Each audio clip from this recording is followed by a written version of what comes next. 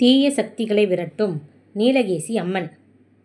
கன்னியாகுமரி மாவட்டம் குலசேகரம் அருகே அமைந்துள்ளது கிட்டகவேலி என்ற கிராமம். இந்த கிராமத்தில் நாட்டார் தெய்வமாக விளங்கும் நீலகேசி அம்மன் திருக்கோவில் உள்ளது. சுமார் 700 ஆண்டுகள் பழமை வாய்ந்தவை. கிட்டகவேலி பகுதியில் உயர் சமூகத்தை சேர்ந்த ஒரு பெண் வாழ்ந்தாள். அவள் ஏழ்மை காரணமாக தன்னுடைய தாய்மாமன் வீட்டில் வசித்து வந்தாள். அவரது தாயும் பாட்டியும் ஒரு பகுதியில் வாழ்ந்தனர்.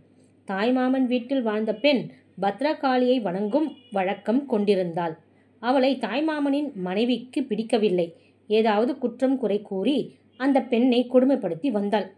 ஒரு முறை ஓட்டையான சிரட்டை, அதாவது கொட்டாங்குச்சியை கொடுத்து அருகில் உள்ள கன்னியர் சமூகத்தை சேர்ந்தவர் வீட்டிலிருந்து நெருப்பு கங்கு வாங்கி வரும்படி தாய்மாமனின் மனைவி அனுப்பினாள். அந்த பெண்ணுக்கு அங்கு சென்று நெருப்பு கங்கு வாங்கி கொண்டு திரும்பினாள். வழியில் ஓட்டை வழியாக கையில் நெருப்பு பட்டது. சூடு தாங்க முடியாமல் அந்த பெண் நெருப்பை பட்ட விரலில் வாயில் வைத்து குளிர்ச்சிப்படுத்தினாள். ஆனால் தாய்மாமனின் மனைவியோ அந்த பெண் தாழ்த்தப்பட்ட சமூகமான கன்னியர் வீட்டில் உணவருந்தி வருவதாக கணவரிடம் தெரிவித்தாள். அதை உண்மை என்று நம்பிய தாய்மாமன் அந்த பெண்ணை கடுமையாக தண்டித்தார். இதனால் மனமுடைந்த அந்த பெண் வீட்டை விட்டு சென்று அருகில் உள்ள சர்ப்பக்காவு எனப்படும் சோலையில் அமர்ந்து கதறி அழுதாள். அப்பொழுது அந்த வழியாக வந்த பாண்டிய நாட்டு கன்னியர் ஒருவர் அந்த பெண்ணை சமாதானப்படுத்தி இளநீர், பலாப்பழம், பச்சரிசி, அவல் போன்றவற்றை கொடுத்து பசி ஆற்றினார். பின்னர் அவர் அங்கிருந்து புறப்பட்டு சென்றார். இந்த நிலையில் மகளை பார்ப்பதற்காக அந்த பெண்ணின் தாய் நடந்த விவரங்களை அறிந்து தன் மகளை தேடினாள்.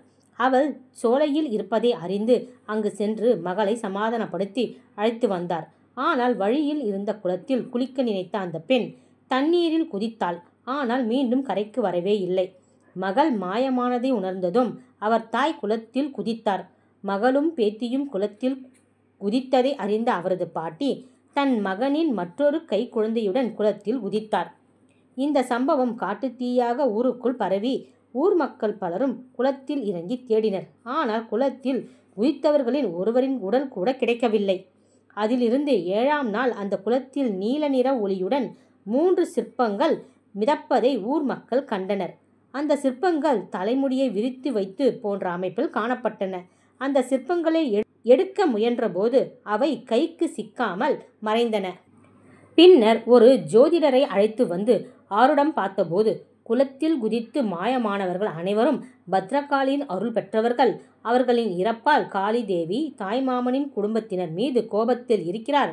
கன்னியர் சமூகம் பூசாரிகளை அழைத்து வழிபாடு நடத்தினால் குளத்தில் மறைந்துள்ள சிற்பங்கள் வெளிப்படும்.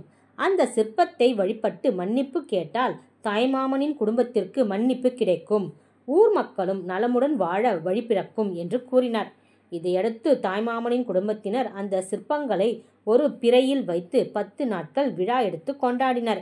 இதையடுத்து அவர்களுக்கு மன்னிப்பு கிடைத்தது.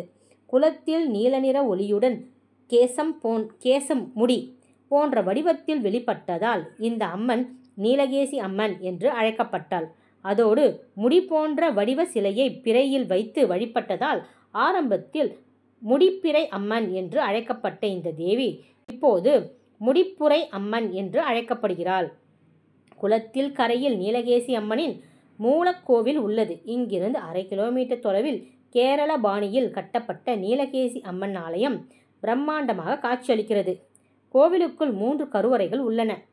நடுவில் நீலகேசி அம்மன், மேற்கு பக்கம் நீலகேசி அம்மனின் தாய் கருவறை, கிழக்கு பக்கம் நீலகேசி அம்மனின் பாட்டி கருவறை உள்ளன.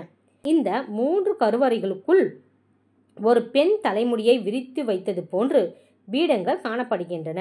இவற்றை முடிப்புரை அம்மன் பீடங்கள் என்றும் பக்தர்கள் அழைக்கிறார்கள்.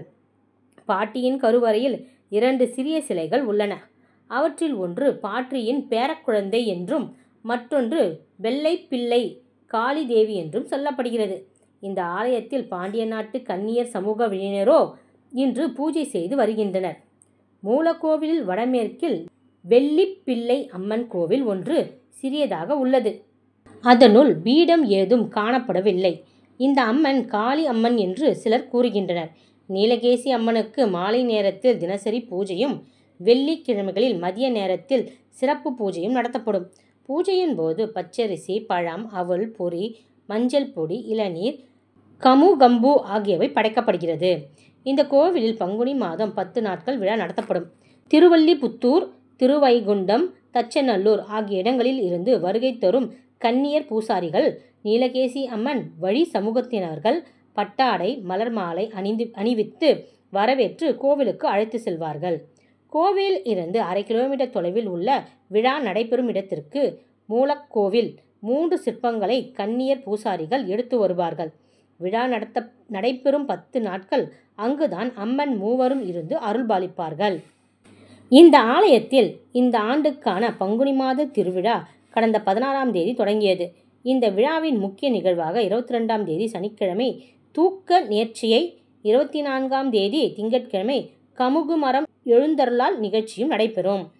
அமைப்பிடம்: கன்னியாகுமரி மாவட்டம் குலசேகரத்தில் இருந்து சுமார் 2.5 கிலோமீட்டர் தொலைவில் உள்ளது. இட்டகவேலி நீலகேசி அம்மன் கோவில் உள்ளது.